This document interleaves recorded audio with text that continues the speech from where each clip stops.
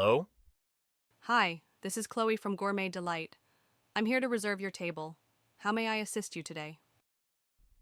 Imagine a restaurant where every reservation is handled seamlessly and every diner is welcomed with personalized service. At Gourmet Delight, our AI reservation assistant Chloe is revolutionizing booking, reducing wait times, and enhancing dining experiences in real time. With Awaz.ai, we can build an AI reservation assistant that handles table bookings, manages wait lists, and offers real-time availability to streamline restaurant reservations. Now, let's dive in and build an AI reservation assistant for Gourmet Delight, where cutting-edge tech meets exceptional dining service.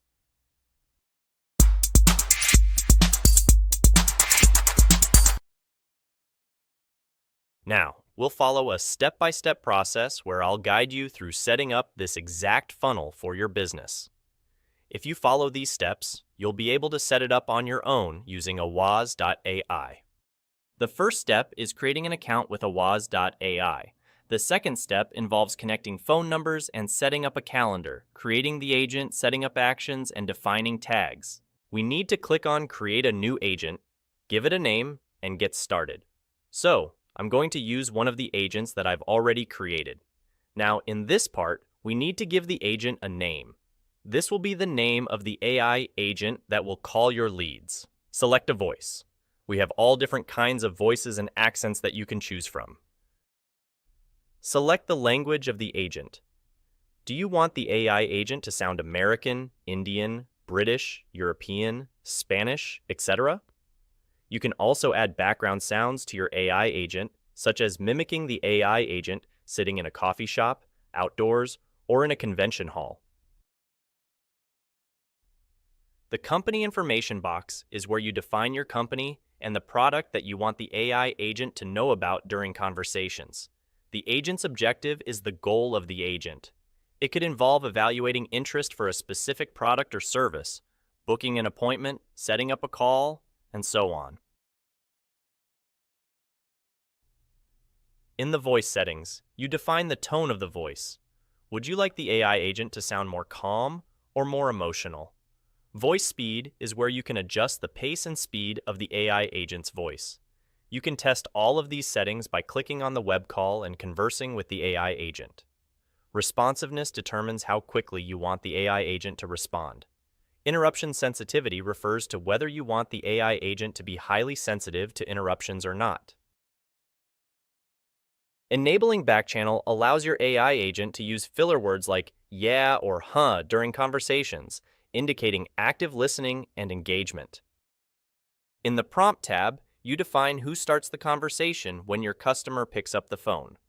Would you like the AI agent to initiate the conversation, or would you prefer the customer to start the conversation with the AI agent waiting for them to begin? In the Custom Greeting section, you define the opening sentence the AI agent will use at the beginning of the call. You can utilize variables such as the contact's name, first name, phone number, or email. An ideal scenario might be, "Hey Mike, it's Chloe from Dubai Estates. How's your day going so far?" In the Agent Prompt section, you provide detailed instructions to your agent regarding the desired conversational style, personality, and whether the AI agent should follow a script. You can input the script directly here. This model operates based on the instructions provided to the AI agent. Depending on these instructions, the AI will act accordingly during the call and perform specific actions.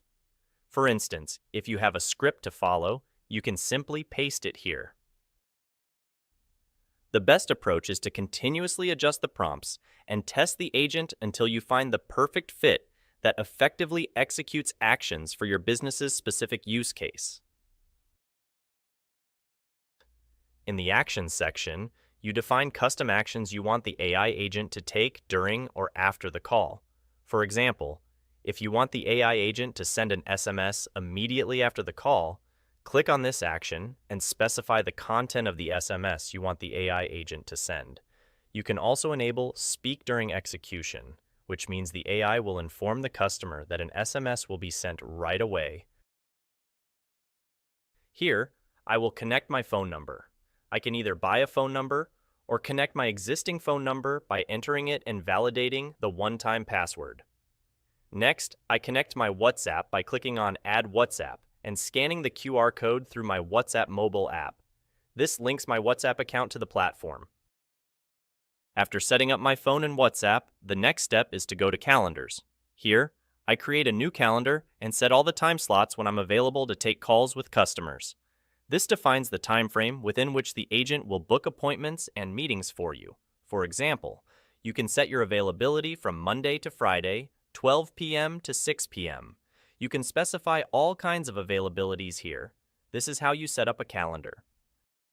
We will cover how to connect to any external app using Zapier or webhooks. There are two ways to connect to an external app. The first way is to send specific contact information to an external application, which can then take actions for that specific contact or lead. The second way is to push out contact information to a WAS, allowing the agent to call that specific lead. Now, in the first use case, we'll look at how we can trigger an automation or an action when an AI agent speaks to a specific lead or has a conversation. We will also explore how to automate specific actions and tasks based on the nature of that conversation. So, let's get started. In this case, we have an agent named Adrian that I have already configured. In Zapier, we will need to create a new Zap, which is quite straightforward. First, go to Zapier, click on Create Zaps, and select the trigger app. The first trigger should be a WAS AI. Once you've selected a WAS AI as the trigger, you need to select the event. We need to connect a WAS with Zapier. To do this, go back to a WAS settings, select integrations, and find your API key. Copy this API key and use it to connect your Zapier account with a WAS. Now, we need to test if Adrian is actually sending the information to Zapier. To do this, make a test call. After the test call, click on Find New Records in Zapier, and you should be able to find all the contact information right there. You'll see the email, phone number, name, and other details. So, click on Continue with selected record. Now, let's say you want to send an email. You can use Gmail, connect to MailChimp, SendGrid, or any other email software to push that contact into the specific software. For this demo purpose, we're going to select Email by Zapier. This means we're going to send an email automatically through Zapier itself. The event will be Send Outbound Email. Click on Continue. The to address will be the email address you want to send an email to.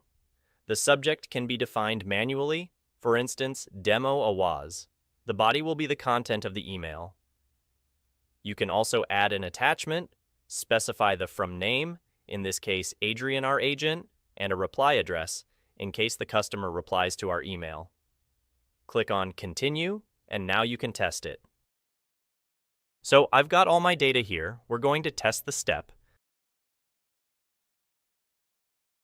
The test was successful, and the outbound email was sent out. Now I can publish it.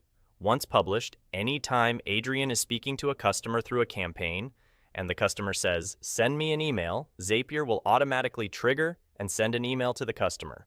Let's go ahead and check if the email was received. There you go. The email has been successfully sent.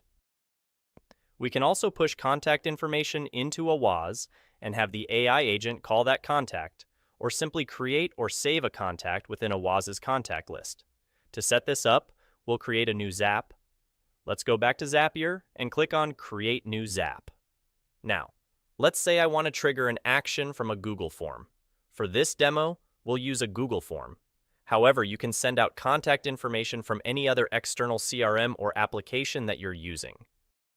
I'm setting it up so that anyone who fills out the form on my website has their lead sent directly to a WAS, and I want an agent to call that specific lead. We're going to select the event New Form Response, which means anytime a new response is generated from the form. You'll need to connect the form here by selecting it from the drop-down menu. The form I'm selecting is Enterprise Solution. Let's test it out. As you can see, I've got all the details here of the formula. Please ensure that in your form, you include the collection of the phone number, whether it's on your website, a Google form, or an external CRM. This is essential for the AI agent to call that specific lead and make sure the phone number includes the country code. Next, click on Continue with the selected records. Anytime a lead is pushed through, I would like a WAS to call this lead. So, I'm going to select a WAS. In the event type, we will be selecting Make a Call. You can also choose to update the contact. In this case, a new contact will be created and added to our list, which is the unsigned list, the default list where all your contacts are added. However, for this use case, we want Adrian to call that specific lead. So, we're going to go back to the integration and select Make a Call. Click Continue, and connect your AWAS account here. The agent ID will be the agent's name, which in our case is Adrian. The From number will be the number you want to call from. You can find and connect all the numbers in the Settings area under Integrations and Phone. Select one of the numbers you want to use to call. For the contact name, use the name collected in the form. In our form, the contact name is Mike.